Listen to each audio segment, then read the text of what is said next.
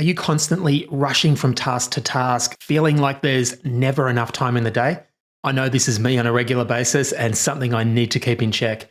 So today I want to give us all a gentle reminder why taking a step back is not just a nice to have, but a must-have strategy for anyone looking to excel in either their personal or professional life. If you've been struggling to feel that sense of fulfillment that we're all seeking at the end of each day, my brand new 5-minute daily planning continuous improvement checklist may be the exact thing you need. It's been specifically designed to help you identify what's most important to you, not just from a work perspective, and to start moving the needle across the board each and every day.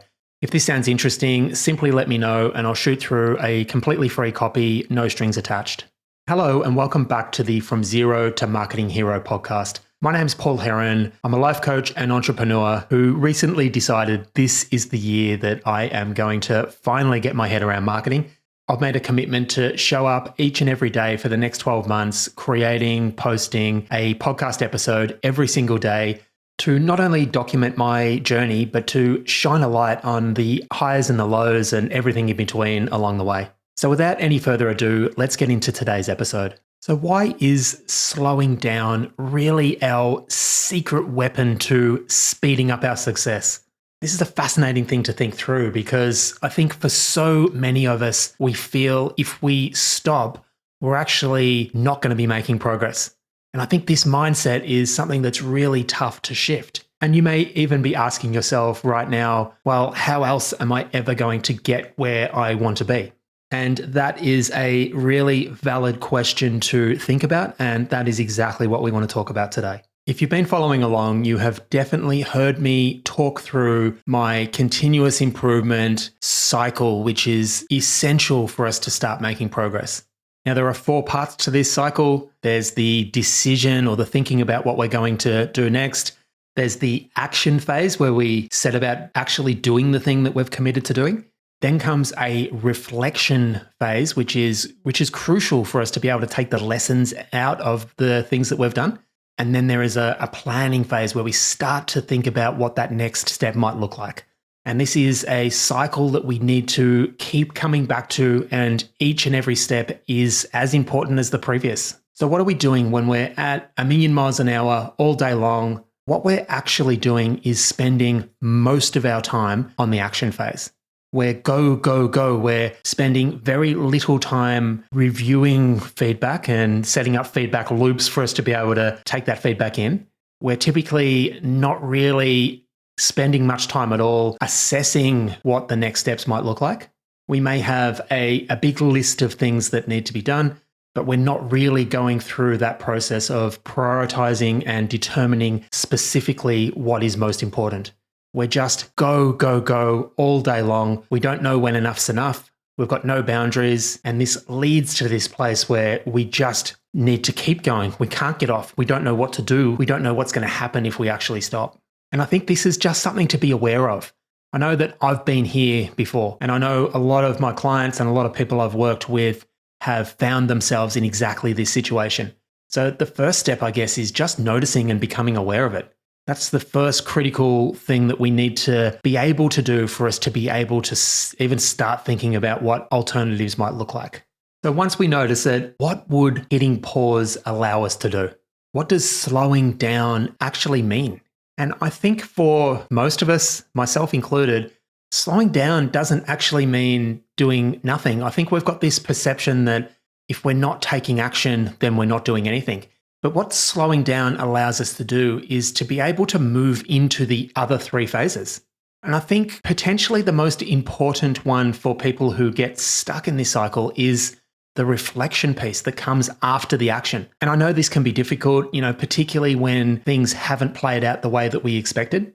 But I really genuinely believe that if we can find ways to get ourselves into a place where we can be curious about all feedback that we receive, I think that is the thing that actually propels us through this cycle. And if you're following along, I know that I spoke to this only a couple of episodes ago when I spoke about the impact that some negative comments had on my first attempt at putting some Facebook ads out into the world. And I think it's maybe worth just repeating in this conversation today, because those negative comments had the potential for me to fall back into some of these old patterns. An older version of me wouldn't have been able to get curious about that feedback. In the episode I did during the week, I spoke to the fact that when I first saw them, even this week, even after doing this work myself, there was still a spike in negative emotion that came up when I first saw it. But I was able to take a little bit of time, hit that pause button, slow down a little bit, and come back with a curiosity that I wouldn't have been able to have in the past. And what that has allowed me to do is, over the past few days, I've been able to look at the copy in the ads that I put together during the week. And I've taken some huge lessons that I would not have been able to take without getting that feedback. I've actually put together a couple of different variants. I put together a video version of the ad that I received those negative feedbacks back on, and I've already started to get some positive feedback, which is awesome. So that is just an example of how I went through this cycle. I took an action. It didn't go as expected. I was able to get really curious about the feedback. I might not have necessarily agreed with it all, but I understood. I developed a sense of empathy and understanding for where it has come from. And I've brought that back into the development of a new improved version of the ad. I decided what that next step would look like, and I took the new action, and I'm starting to get some more feedback. This is a cycle that just keeps on repeating. And it only works if we go through each of these 4 steps. Now, by going through this cycle, what it allows us to do is really narrow down on focusing on one task at a time. We're not needing to run around doing everything. I like to think of it as we only need to do this one thing. It actually helps me remember and realize that nothing else is important right now. Just this one thing that I've committed to. This is the thing I'm going to work on. And whatever results come my way, I'm going to get curious about what has happened. It's really a way of optimizing and creating focused attention on each action at a time. And what it creates is space in between to be able to think through what we've learned, how we're going to develop further, and the next thing we're going to commit to.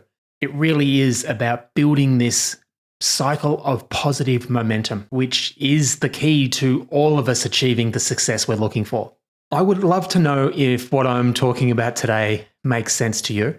If you are someone that really does feel like you can't take the foot off the gas and you need to be going 1,000,000 miles an hour all the time, or else you just don't feel like you're making progress, maybe you don't know what the alternative would be. Maybe if you stopped, what would I actually do?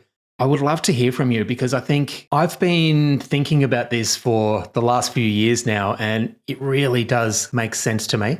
But I do find it a little bit difficult to remember that previous version of me and the specifics of the challenge and the problem that I had back then. So I am really curious to have as many conversations as I can with people who are going through this challenge right now. So if this is you, reach out, let me know. I would love to start a conversation. If you're feeling these pressures, remember my 5-minute daily planning continuous improvement checklist has been specifically designed for you. It's simple but effective and can really transform your day and help you identify what's most important and get you moving that needle forward every single day. As I say, it's completely free. All you need to do is reach out and let me know, and I will shoot it straight through. Absolutely no strings attached. The best place to make contact is to head over to my website, paulheronlifecoaching.com. There's also links to my Messenger and Instagram DM down below in the show notes.